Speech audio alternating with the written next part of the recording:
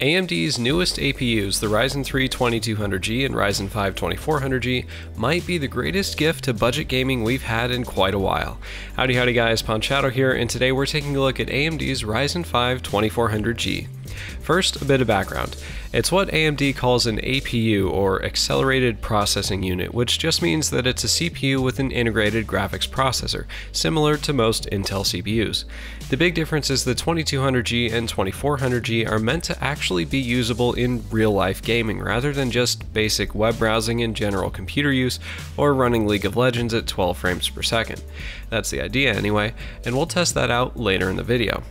The 2400G, part of the Raven Ridge series, was released in February of 2018 at a launch price of $169 US.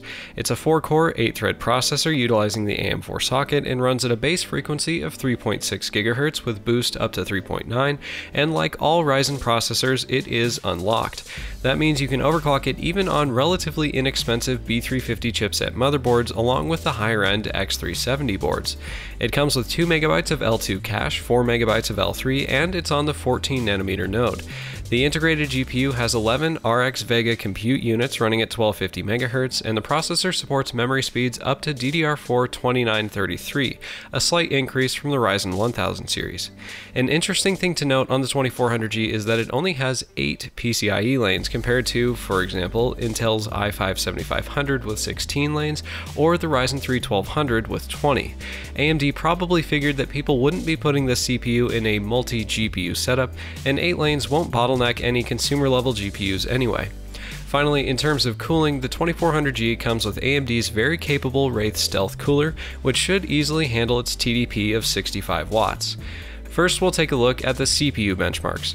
In Cinebench, the Ryzen 5 2400G scored 157 in the single-core benchmark and 817 in the multi-core, compared to the i5-7500 at 164 and 603. The 2400G's SMT, which gives it 8 threads instead of just 4, seems to help multi-core performance quite a bit.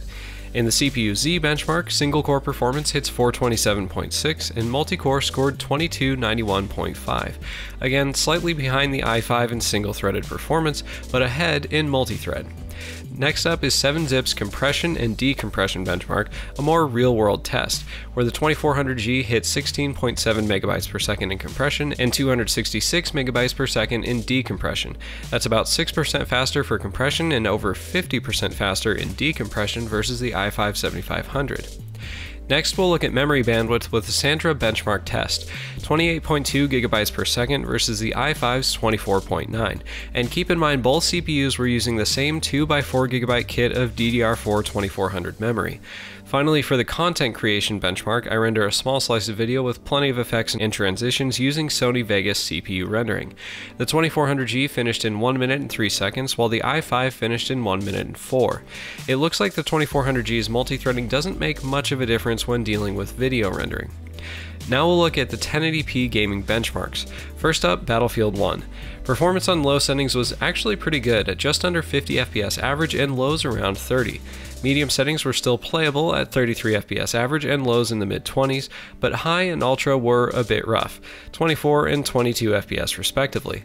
I was actually kind of surprised at how well the 2400G played on low settings, which was pretty close to the performance of discrete budget GPUs. Next, CSGO. The interesting thing here is how low the lows are compared to the average FPS. 148 versus 54 on low and 64 versus 11 on high. That's a pretty steep drop. I expect that limiting the frame rate might help make gameplay more consistent, though low settings certainly run well enough for an enjoyable experience. I don't think I'd push the graphics settings to max though, considering this is a competitive shooter and the frame drops might get you killed. Third is Deus Ex Mankind Divided. As you can see, the 2400G can't handle it at all when running at 1080p. To be honest, I didn't really expect it to, since Deus Ex is a very graphically intensive game. A discrete GPU would serve you much better for a game like this. Next, we'll look at GTA 5. There's actually very little difference in average FPS between low, medium, and high settings, 31 versus 29 versus 27. Even the lows don't change very much between the graphics settings. GTA 5 is usually very forgiving, but apparently not in this case.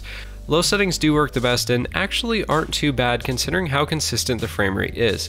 It never runs much above 30 FPS, but it essentially never stutters either, which isn't often the case. Now we'll look at Just Cause 3. On low settings, average FPS hits 44 with lows around 22 FPS, while medium settings were almost identical at an average of 41 and lows again around 22. High settings just barely drop it into unplayable territory with an average FPS of 27. Overall in Just Cause 3, it looks like medium settings are the best pairing for the 2400G. Next up is Overwatch, another usually forgiving, except in this case, esports title. Low settings had bizarrely rough lows, but things leveled off at medium settings, 55 FPS average, 47 FPS 1% lows, and 43 for the 0.1%. High settings again had weird frame rate drop-offs, but bumping it up to Ultra leveled it off again. Like Just Cause 3, the game just barely dips into unplayable territory on max settings with an average FPS of 27. I would stick to medium or high settings unless you really want prettier graphics, in which case Ultra settings are playable in Overwatch. Next is PUBG. Anything above very low settings is unplayable, but to be honest, I was kinda surprised how well very low settings worked. PUBG is still far from optimized, so I was imagining performance down in the 20s even on very low. But it really wasn't that bad, and I didn't have any trouble with frame drops or lag in-game. I didn't expect it, but if you can deal with the lowest graphics settings, the 2400G actually can handle PUBG. Last but not least is Rocket League. Low settings will net you 135 FPS average with lows at 95 and 68, medium settings drop that considerably to 69 FPS average with lows at 55 and 47, and finally high settings average 39 FPS with lows around 30. If you're shooting for 120 or 144 Hz gaming, low settings are the way to go, but if 60 FPS is all you're looking for, the 2400G can handle Rocket League at medium settings just fine. Now for an overview of gaming performance, we'll take a look at multi-game averages. First, the esports titles. Low settings average about 120 FPS with lows at about 60 and 40, medium settings averaged 84 with lows at about 50 and 40, and maxed out the average FPS dropped to 44 with lows around 20.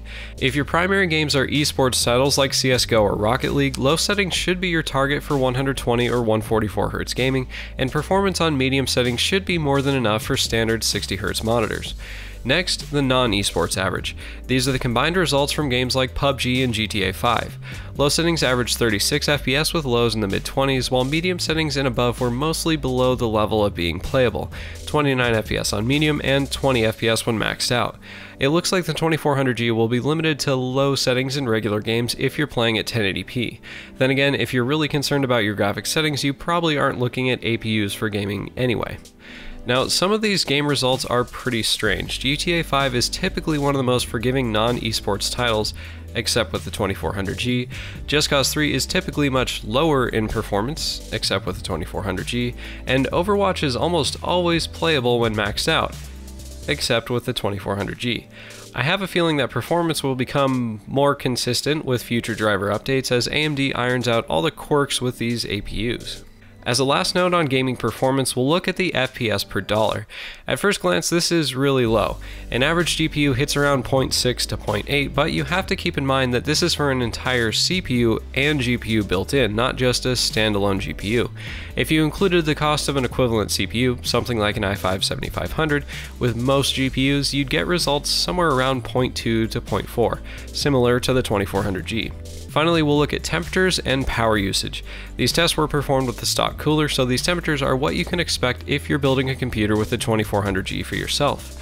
Using my standard test setup of a 2x4GB kit of DDR4 2400 memory and an RX 550, so non-CPU power draw is the same for all systems, at idle the 2400G hit a delta of 5.4 degrees Celsius and had a power draw of just under 50 watts. For reference, the i5-7500 hit a delta of 9.9 degrees Celsius, but only drew 37. Under load with Prime 95, the 2400G hit a delta of 58.6 Celsius and drew 117 watts from the wall, compared to the i5's 43 degree delta and 88 watts. To be completely fair, AMD doesn't really have a great reputation for power efficiency, but for most people, power usage is basically a non-issue. As I've done with CPU reviews before, I didn't include the overclocking results in this video because there are plenty of people out there who don't overclock at all. If you want to see the OC results as soon as they're up, be sure to hit subscribe now. The 2400G will run you about as much as an Intel Pentium G5400 and NVIDIA GT 1030, and, I expect, give you pretty similar gaming performance. There are a few major benefits to the 2400G though. The first is overclocking, since it's unlocked, whereas the G5400 and all non-K processors from Intel isn't. Second, the AM4 socket is going to be supported through 2019 or 2020, so you'll have a much longer usable lifespan of your motherboard and memory since later generation Ryzen CPUs will still be supported. Finally, the 2400G is a quad-core with 8 threads. The cheapest current-gen quad-core from Intel is the i3-8100, which runs about $120, and that's before you even get a GPU. Overall, I think the 2400G tackles its market well. I think AMD was really targeting couch gamers with this APU, people who just want a small, simple, console-like PC that they can have next to their TV in the living room to play games like Rocket League without being locked into one or the other console's ecosystems. For non-gamers, the 2400G doesn't make much sense since you're wasting a lot of money on gaming performance you don't need. But if you don't play any games at all, you probably aren't going to be watching this video to begin with. For more serious gamers, I think the value proposition is mainly in the upgradability department. This gives you an unlocked 4-core, 8-thread processor and decent gaming performance for under $200, and maybe most importantly, will let you keep the same platform for the next 2 to 3 years while still having new upgrade options for both the CPU and GPU. I think the Ryzen 5 2400G is a pretty great option for gamers on a tight budget who still want to leave upgrade options open and easy for the future. Click the link in the description to pick one up for yourself. If you want to get notified of new videos as soon as they're up, hit subscribe and then click the bell icon to enable notifications. So guys, if you like this video, hit the like button. If you want to see more, hit subscribe. And if you have any questions on the 2400G or any of these benchmarks, leave them in the comments below. Thanks for watching, I hope I helped, and I'll see you in the next video.